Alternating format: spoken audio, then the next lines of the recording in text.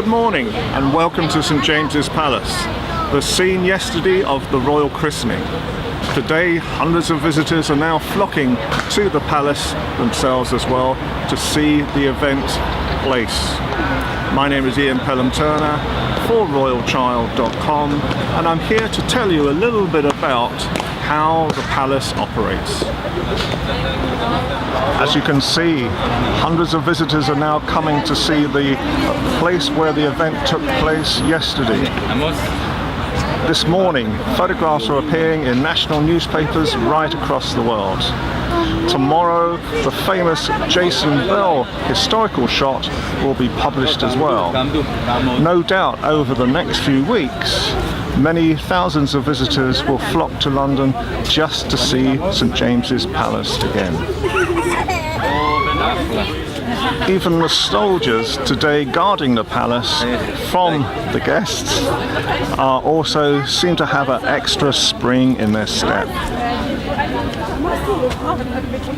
Fortunately, yesterday most of the royal family came by car, but as you can see, St James's Palace also still has a tradition of horse-drawn carriages as well, much to the amusement of the crowds flocking to see the scene where the royal christening happened.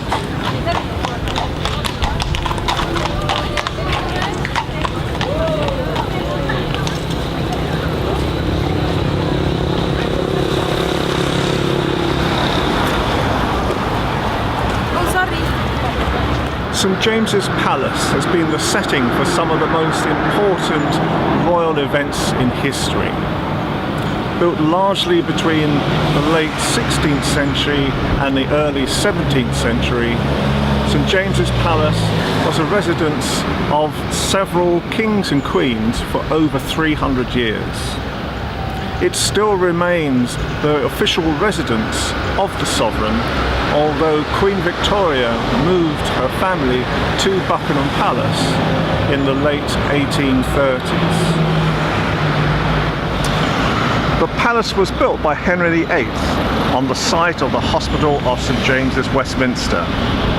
Much survives of the red brick building erected by Henry VIII, including the Chapel Royal, where the actual christening happened yesterday.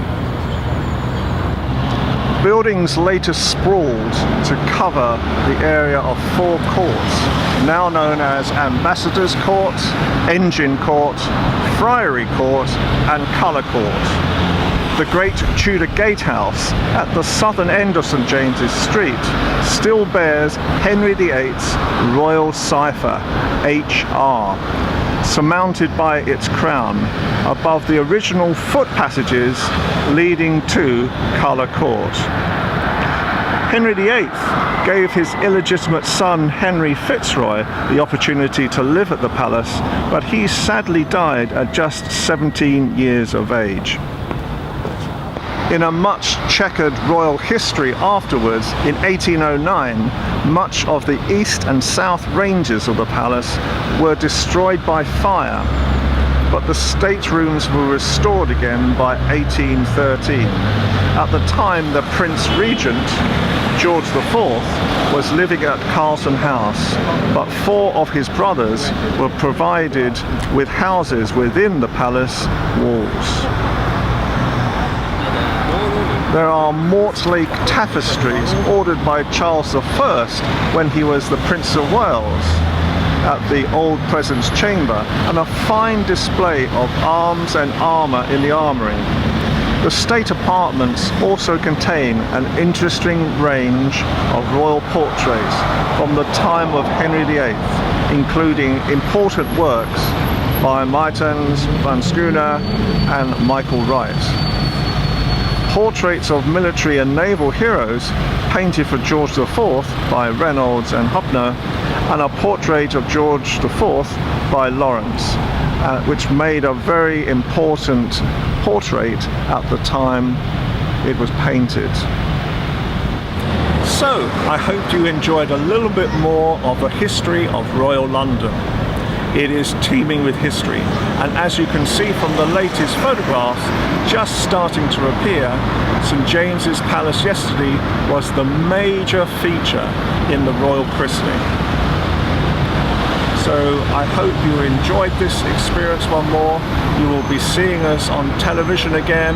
Helena Shard and I have already started appearing, commentating right across the world on the pictures that are being produced right now by Jason Bell. And so from myself, Helena Shard and the RoyalChild.com team, have a great day.